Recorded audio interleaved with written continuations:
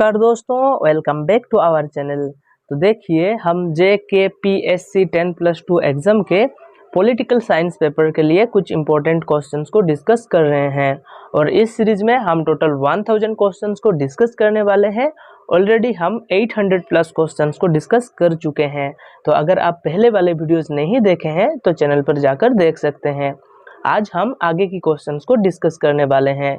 पर वीडियो शुरू करने से पहले एक इम्पोर्टेंट इन्फॉर्मेशन, अगर आप अपने प्रिपरेशन को और भी ज़्यादा मजबूत करना चाहते हैं और अपने कंसेप्चुअल क्लैरिटी लाना चाहते हैं तो आप हमारे JKPSC 10+2 लेक्चरशिप कोर्स को बाय कर सकते हैं। इससे आपके प्रिपरेशन बहुत अच्छा हो जाएगा। कोर्सेज के लिए आप हमारे ऐप और वेबसाइट पढ़ो तो ऐसे विजिट कर सकते हैं।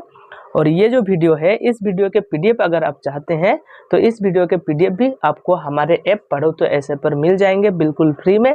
तो ज़रूर प्ले स्टोर से हमारे ऐप को डाउनलोड कर लीजिएगा। उधर फ्री PDF सेक्शन से सभी वीडियोज़ के जो PDF है आपको अवेलेबल हो जाएंगे। तो चलिए वीडियो को शुरू करते हैं। तो देखिए, first question, the treaty on the non proliferation of nuclear weapons NPT जो है वो कब साइन किया गया था? 1965 में, 68 में, 72 में या फिर 80 में? तो इसका जो करेक्ट आंसर है वो है 1968। 68 में जो NPT है वो साइन हो गया था, बट जो फोर्स में आया है कब आया? 1970 में। 1970 में NPT जो है वो फोर्स में आया, बट साइन हो गया था 1968 में ही। ठीक है, नेक्स्ट क्वेश्चन को देखते हैं। Who among the following is associated with the theory of perpetual peace? तो परपेचुअल पीस थ्योरी के साथ एसोसिएटेड है Thomas Hobbes, Kenneth Waltz, Immanuel Kant या फिर जॉन मैक्सिमस? तो इसका जो करेक्ट आंसर है वो है option number C, Immanuel Kant. तो इमानुएल कांट जो थे वो परपेचुअल पीस की बात करते थे। ठीक है, परपेचुअल पीस से रिलेटेड है। नेक्स्ट क्वेश्चन को देखते हैं। Which of the following organizations is known for monitoring global climate change negotiations? तो इनमें से कौन से जो ऑर्गेनाइजेशन है वो ग्लोबल क्लाइमेट चेंज के बारे में बात करता है? WTO, वर्ल्ड ट्रेड ऑर्गेनाइजेशन तो नहीं होगा ना, और लेबर ऑर्गेनाइजेशन भी नहीं होगा, ILO भी नहीं होगा, IAEA भी नहीं होगा, इंटरनेशनल एटॉमिक एनर्जी एजेंसी, ये तो न्यूक्लियर वेपन से है।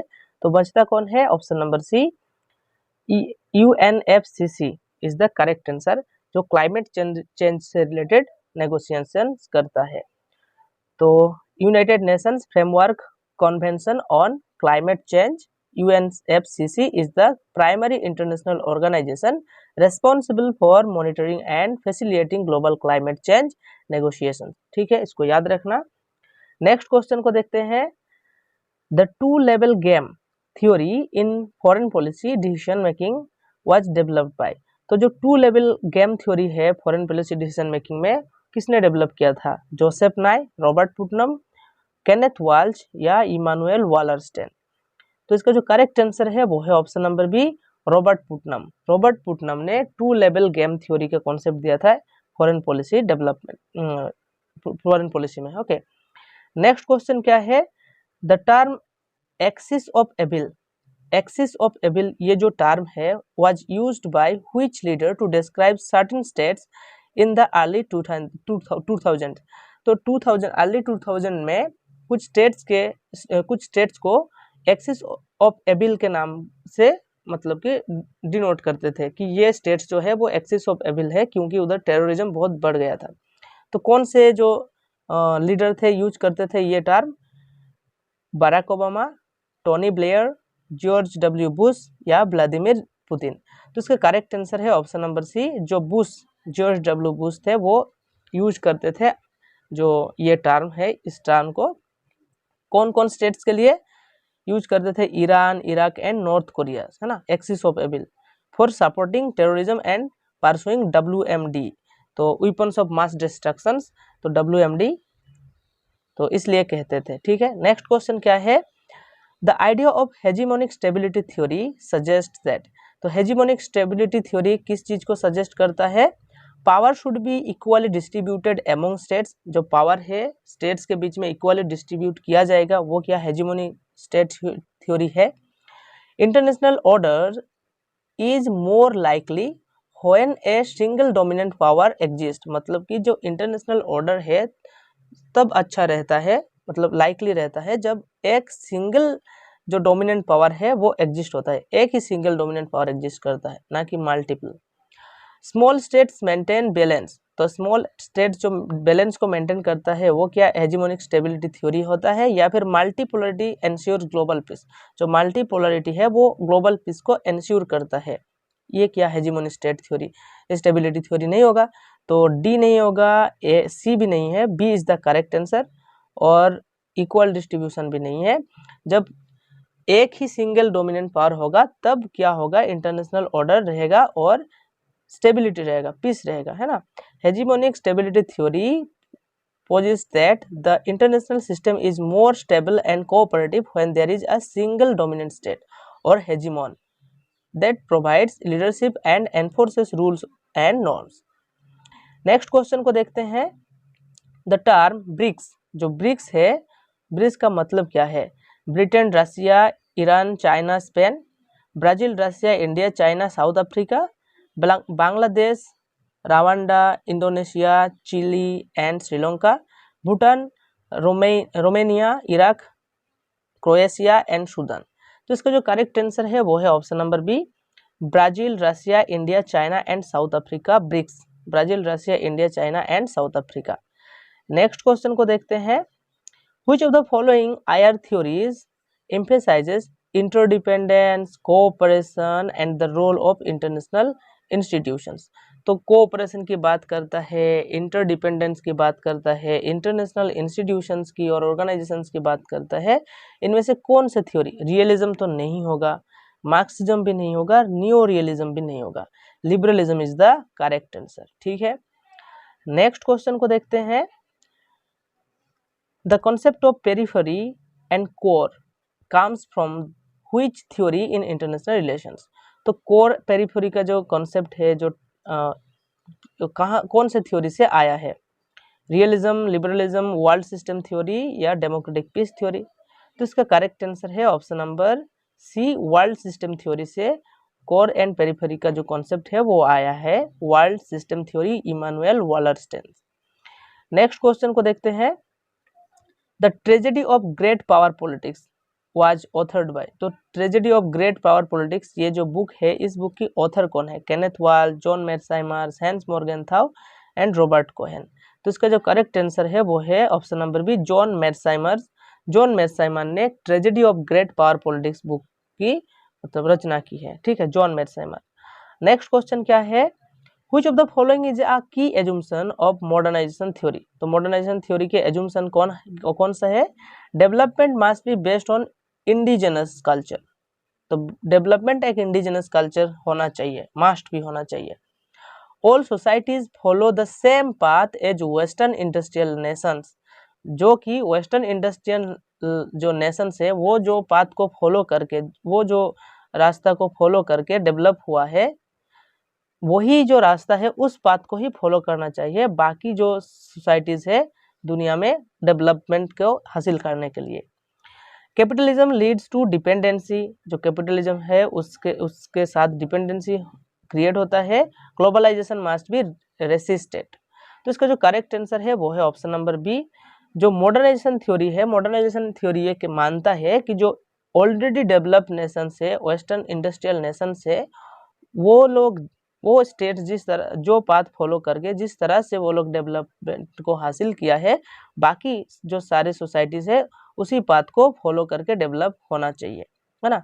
तो यही है, B is the correct answer. Next question क्या है? Dependency theory criticises modernisation theory by arguing that. तो डिपेंडेंसी क्या है? बाद में जो डिपेंडेंसी थ्योरी आया वो क्रिटिसाइज करता है मॉडर्नाइजेशन थ्योरी को, कि वो उन्हीं पाथ को ही फॉलो करना चाहिए। क्यों क्रिटिसाइज करता है? Culture is the primary obstacle to development. जो कल्चर है वो डेवलपमेंट का ऑब्स्टेकल है, इसलिए क्रिटिसाइज तो नहीं करेगा। Under development is internally cause. Under development जो है वो इंटरनल कॉज है। The global economic system benefits developed countries at the expense of developing ones. All nations grow at equal rates. तो इसका जो करेक्ट आंसर है वो है ऑप्शन नंबर सी, जितने भी ग्लोबल इकोनॉमिक सिस्टम है वो बेनिफिट्स करते हैं किनको, डेवलप्ड कंट्रीज को डेवलप मतलब कि बेनिफिट करते हैं। जितने भी ग्लोबल इकोनॉमिक सिस्टम है सभी के सभी सिस्टम सिर्फ डेवलप्ड जो कंट्रीज हैं उनको ही बेनिफिट पहुंचाते हैं at the expense of developing ones के एक्सपेंस से। ठीक है, तो C is the correct answer. जो डिपेंडेंट होते हैं डेवलप्ड कंट्रीज के ऊपर, जो डेवलपिंग कंट्रीज है। नेक्स्ट क्वेश्चन क्या है, who among the following coined the term third world. जो थर्ड वर्ल्ड जो टर्म है किसने कॉइन किया है, Andre Gunder Frank, Alfred Sauvy, Raul Prebisch, Frantz Fanon. इसका जो करेक्ट आंसर है वो है option number B, Alfred Sauvy third world term को कॉइन किए थे। नेक्स्ट क्वेश्चन क्या है, the successor to millennium development goals MDGs is known as. तो मिलेनियम डेवलपमेंट गोल के बाद जो गोल्स थे उनके बाद कौन से गोल्स आए हैं, global development goals, post Washington agenda, sustainable development goals या ह्यूमन डेवलपमेंट टारगेट्स। तो इसका जो करेक्ट आंसर है वो है option number C, sustainable development goals आया। कब आया, 2015 में आया sustainable development goals. 17 goals set किए गए थे, है ना। तो क्लाइमेट चेंज, इनइक्वालिटी, पीस, ये सभी बहुत से चीज़ें हैं जिनको मतलब कि ख़त्म करने के लिए। तो पहले था मिलेनियम डेवलपमेंट गोल्स जो कि 2000 में लाया गया था, उसके बाद सस्टेनेबल डेवलपमेंट गोल आया। नेक्स्ट क्वेश्चन को देखते हैं, which schedule of the constitution contains provisions regarding the allocation of seats in Rajya Sabha. तो राज्यसभा में जो सीट एलोकेट होते हैं कौन से शेड्यूल में है, फर्स्ट, सेकेंड, फोर्थ या फिफ्थ। इसका करेक्ट आंसर है फोर्थ शेड्यूल में है राज्यसभा में सीट एलोकेशन। नेक्स्ट क्वेश्चन क्या है, the concept of fundamental duties was adopted from the constitution of USA, Russia, France and Australia, मतलब तब USSR था। तो जो फंडामेंटल ड्यूटीज का कॉन्सेप्ट है वो USSR से लाया गया था, है ना। तो USSR से हम कॉपी किए थे और बोरो किए थे, बोल सकते हैं बोरो किए थे फंडामेंटल ड्यूटीज के आइडियाज, कॉन्सेप्ट। ठीक है, नेक्स्ट क्वेश्चन क्या है, the term state is defined under which article of the Indian constitution. तो स्टेट जो टर्म है वो हमारे कॉन्स्टिट्यूशन में डिफाइन किया गया है एक आर्टिकल में। वो कौन सा आर्टिकल है स्टेट टर्म को डिफाइन करने वाला, आर्टिकल 12, 13, 14 या 19। इसका जो करेक्ट आंसर है वो है ऑप्शन नंबर ए, आर्टिकल 12 में स्टेट टर्म को मतलब कि डिफाइन किया गया है, स्टेट मतलब क्या है ना। नेक्स्ट क्वेश्चन को देखते हैं, what is the maximum limit of countries exclusive economic zone under UNCLOS। तो ये जो सी से रिलेटेड जो लॉज है उनमें कहा गया है जो एक्सक्लूसिव इकोनॉमिक जोन है वो कितने दूर तक होंगे, है ना। तो nautical miles, 12 nautical miles, 24 nautical miles, 200 nautical miles या 500 नॉटिकल माइल्स। तो ये नॉटिकल माइल्स एक डिस्टेंस मापने की एक यूनिट है, जैसे कि हम किलोमीटर कहते हैं, है ना। तो ये समुद्र में और सी एरिया में ये मापा जाता है। तो ये लॉज के हिसाब से, जो लॉ ऑफ द सी के हिसाब से जो एक्सक्लूसिव इकोनॉमिक जोन होगा कोई भी कंट्री का वो 200 माइल्स तक होता, 200 नॉटिकल माइल्स तक होंगे। ठीक है, इसको याद रखना। नेक्स्ट क्वेश्चन को देखते हैं, Thomas Hobbes viewed the state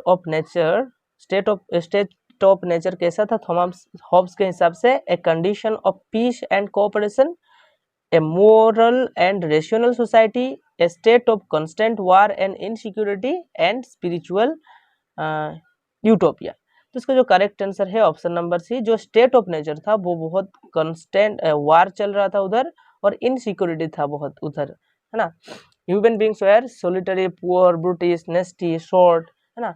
तो वो लोग जो थे वो बहुत ही ज्यादा वार में इन्वॉल्व रहते थे हर टाइम, उधर पीस नहीं था, है ना, कोऑपरेशन नहीं था हॉब्स के हिसाब से। नेक्स्ट क्वेश्चन क्या है, जॉन लॉक कहते हैं according to John Locke the main function of government is to. तो गवर्नमेंट का मेन फंक्शन क्या है, डिक्टेटरशिप एस्टेब्लिश करना या फिर डिवाइन लॉ को एनफोर्स करना या फिर प्रोटेक्ट करना लाइफ, लिबर्टी एंड प्रॉपर्टी को या फिर एलिमिनेट प्राइवेट प्रॉपर्टी को। इसका जो करेक्ट आंसर है ऑप्शन नंबर सी, जो लाइफ, लिबर्टी एंड प्रॉपर्टी है, इन तीनों चीजों को प्रोटेक्ट करना ही गवर्नमेंट का प्राइमरी फंक्शन है, मेन फंक्शन है ना। नेक्स्ट क्वेश्चन क्या है, liberty is the absence of external restraints is a notion most closely related to. तो लिबर्टी का मतलब क्या है, कोई भी एक्सटर्नल रेस्ट्रेंट्स नहीं होगा।